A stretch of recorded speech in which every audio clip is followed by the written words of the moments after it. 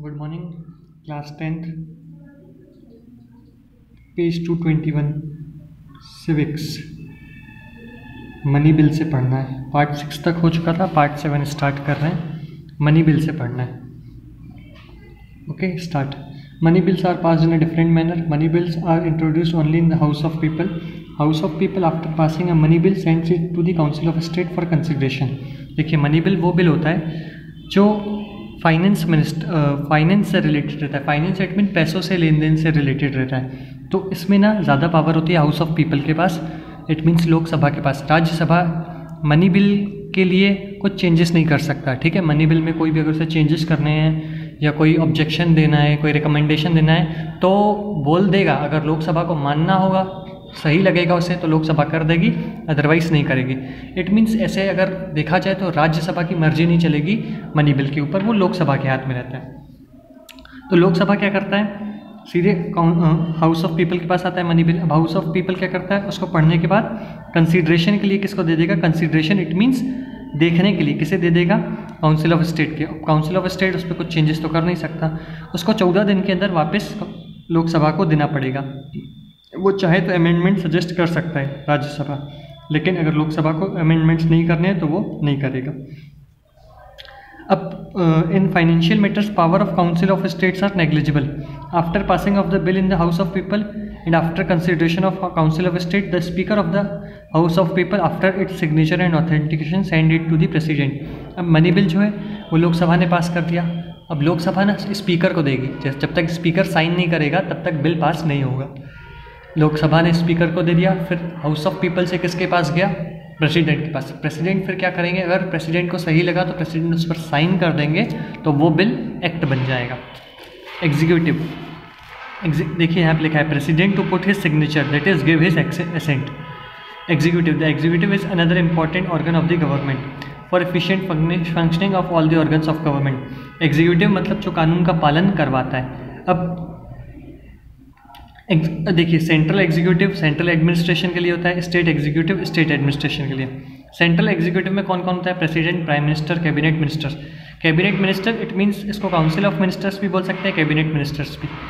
Council of ministers, council of states Rajya Sabha होता है, पर council of minister it means मंत्रालय के जो मंत्री रहते हैं, railway minister, defence minister, finance minister, road transport minister, education minister, सारे के सारे कैबिनेट ऑफ मिनिस्टर्स में आते हैं। राजेंद्र प्रसाद फर्स्ट प्रेसिडेंट थे, Pandit Jawaharlal Nehru first prime minister थे। The head of the Indian union is the president. Indian union it means Indian union के head को क्या बोला जाता है, president. President is elected by an electoral college. अब ये जो इलेक्टोरल कॉलेज है, इलेक्टोरल कॉलेज है क्या, तो प्लीज़ नोट डाउन कर लीजिए। Electoral college includes member of both the houses, Rajya Sabha and Lok Sabha. जितने भी राज्यसभा के मेंबर्स हैं वो और लोकसभा के मेंबर्स हैं वो इसमें आएंगे। और कौन आएगा, MLAs of legislative assembly of states. जितने भी स्टेट हैं सबके विधायक एमएलए आएंगे। और जो यूनियन टेरिटरी है, सारी की सारी यूनियन टेरिटरी के विधायक नहीं आएंगे, सिर्फ दिल्ली और पौंडुचेरी के विधायक जो हैं वो आएंगे, ठीक है। फिर से मैं बता देता हूँ इलेक्टोरल कॉलेज में कौन कौन आएगा, लोकसभा के मेंबर्स, राज्यसभा के मेंबर्स, इन दोनों हाउस के मेंबर्स आएंगे, ठीक है। सारी स्टेट के एमएलए आएंगे, विधायक। पौंडीचेरी और दिल्ली ये जो दो यूनियन टेरिटरी इनके विधायक आएंगे, ठीक है। क्वालिफिकेशंस क्या होनी चाहिए प्रेसिडेंट के लिए, सिटीजन होना चाहिए इंडिया का, 35 ईयर्स की एज होनी चाहिए, उसके पास एबिलिटी होनी चाहिए कि वो मेंबर ऑफ पार्लियामेंट बन सकते हैं, ठीक है। और उसके पास उनके पास कभी कोई गवर्नमेंट जॉब नहीं होनी चाहिए। जिस टाइम अगर उनके पास गवर्नमेंट जॉब होगी तो वो प्रेसिडेंट नहीं बन पाएंगे, समझ में आया। Should have qualification to become member of parliament. ऐसा नहीं कि वो मेंबर ऑफ पार्लियामेंट होने चाहिए, उनके पास क्वालिफिकेशन होना चाहिए मेंबर ऑफ पार्लियामेंट कि वो बन सकते हैं मेंबर ऑफ पार्लियामेंट, ठीक है। और उनके पास कोई गवर्नमेंट जॉब नहीं होनी चाहिए, मतलब वो लायक होने चाहिए कि हाँ ये भी सांसद बन सकते हैं, पर वो सांसद हो नहीं। Powers of the president, president की पावर्स क्या है, according to constitution all the powers of central executive vest in the president. जो प्रेसिडेंट है वो अपनी पावर्स खुद यूज़ कर सकते हैं या अपने सबऑर्डिनेट के द्वारा यूज़ करवा सकते हैं। He she will use these powers or cause to be used by the subordinate staff. According to Constitution, all the powers of the central executive vest in the president. It means central से related बहुत सारे powers president के पास होते हैं.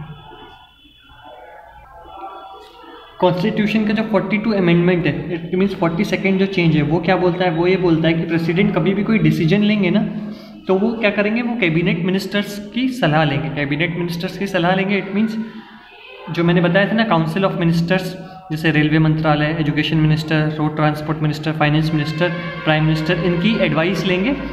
ठीक है, और इसके बाद वो डिसीजन लेंगे. प्रेसिडेंट की दो टाइप के पावर हैं, एक ऑर्डिनरी कंडीशंस, ठीक है, नॉर्मल टाइम के टाइम, और एक एक्स्ट्रा ऑर्डिनरी कंडीशंस और पावर्स ड्यूरिंग इमरजेंसी. देखिए नॉर्मल, जैसे अभी जो भी समय चल रहा है एक नॉर्मल समय है, इसमें प्रेसिडेंट के पास एक ऑर्डिनरी पावर रहती है. एक एक्स्ट्रा ऑर्डिनरी पावर कब आती है? इमरजेंसी के टाइम. एक्चुअली होता क्या है, इमरजेंसी जो है ना वो 3 टाइप की होती है. National emergency, state emergency, economic emergency. National emergency कौन सी इमरजेंसी होती है? अगर कभी ऐसा लगे कि बाहरी भारत के ऊपर कोई आंतरिक, इट मीन्स इंटरनल और एक्सटर्नल, ऐसा एक्सपेक्टेशन हो कि कोई प्रॉब्लम आ सकती है तो रिलेटेड टू नेशन, तो प्रेसिडेंट क्या है, इमरजेंसी डिक्लेयर कर सकते हैं. ठीक है, उस इमरजेंसी के दौरान क्या होता है, सेंट्रल गवर्नमेंट के पास असीमित पावर आ जाते हैं. सेंट्रल गवर्नमेंट जो कहेगा वो मानना पड़ेगा. ओके, तो इमरजेंसी जब डिक्लेयर करते हैं ना, तो प्रेसिडेंट अपने मर्जी से भी डिक्लेयर कर सकते हैं, पहली बात. दूसरी बात क्या होगा कि प्रेसिडेंट जो है वो कैबिनेट मिनिस्टर्स के एडवाइस पर भी इमरजेंसी डिक्लेयर कर सकते हैं. ठीक है, और इमरजेंसी के टाइम सेंट्रल गवर्नमेंट के पास असीमित पावर आ जाती है. इमरजेंसी मैंने आपको बताया इसलिए डिक्लेयर करते हैं क्योंकि हो सकता है उस टाइम कोई नेशन का लॉस वगैरह होने वाला हो, या किसी चीज़ से इंटरनल या एक्सटर्नल नेशन को प्रॉब्लम हो, इसलिए वो इमरजेंसी डिक्लेयर की जाती है. Okay, powers of the executive, appointment of prime minister and other minister. अब देखिए जो प्रेसिडेंट है उनका क्या पावर है. जैसे हाउस ऑफ पीपल में लोग इलेक्ट हो जाते हैं, प्रेसिडेंट जो है अपॉइंट करता है किसको, प्राइम मिनिस्टर को. किस प्राइम मिनिस्टर को अपॉइंट करेगा, जिसके पास मेजॉरिटी वोट्स है. इट मीन्स जो सांसद इतने सारे बैठे हैं उसमें से जिस पार्टी के सांसद सबसे ज़्यादा रहेंगे उसमें से प्रेसिडेंट आएगा, उसमें से प्राइम मिनिस्टर आएगा. इतने सारे सांसद जो बैठे हैं जिसके पास मेजॉरिटी होगी तो उस पार्टी में से सांसद निकलेंगे, प्रेसिडेंट इलेक्ट करेंगे.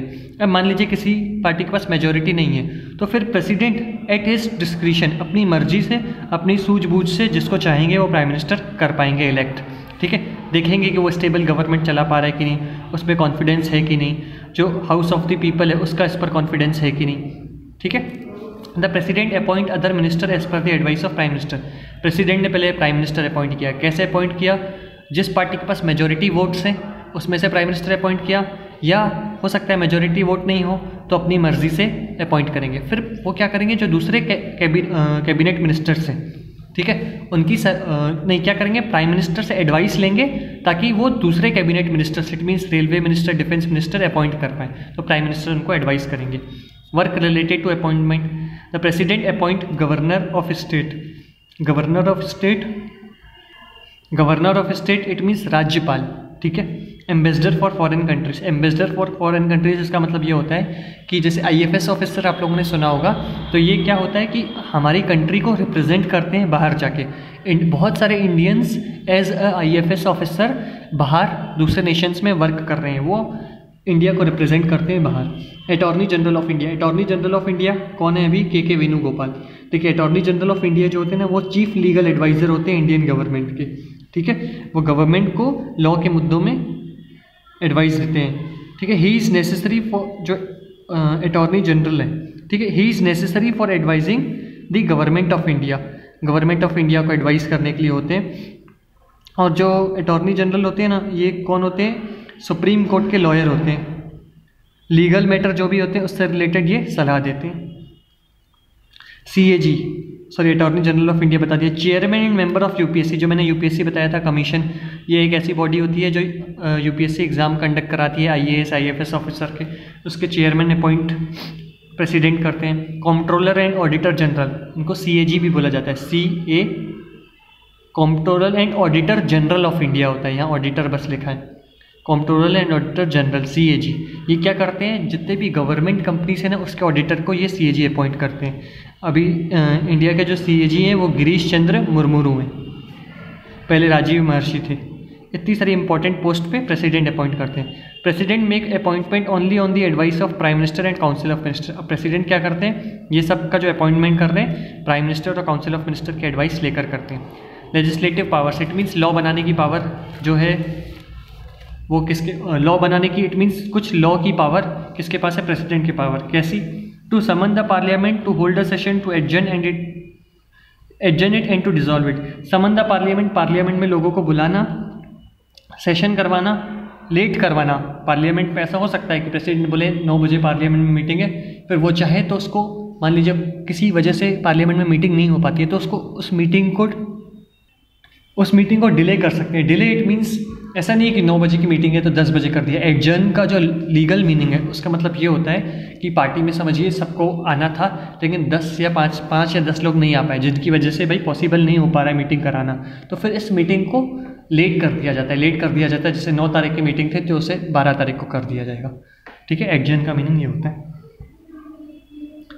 To adjourn and it to dissolve it. Dissolve it means अब चलो मीटिंग ख़त्म करते हैं, तो वो मीटिंग को डिसॉल्व भी प्रेसिडेंट कर सकते हैं, बुला सकते हैं, सेशन होल्ड कर सकते हैं, मीटिंग करवा सकते हैं। एडजर्न इट मीन्स 9 तारीख की फिक्स करके अगर सब लोग नहीं पहुँचे, ठीक है, तो उस मीटिंग को लेट करना। जैसे जज नहीं बोलते हैं मीटिंग इज़ एडजर्न्ड टिल 8 दिसंबर, मतलब 8 तारीख तक मीटिंग लेट हो चुकी है, फिर 8 मतलब जो भी उन्होंने डेट दी उसके बाद वो मीटिंग होगी। और अगर इनकेस मीटिंग हो रही है तो उसको डिसॉल्व भी कर सकते हैं। To address combined session of both the houses of parliament after every general election and thereafter every year.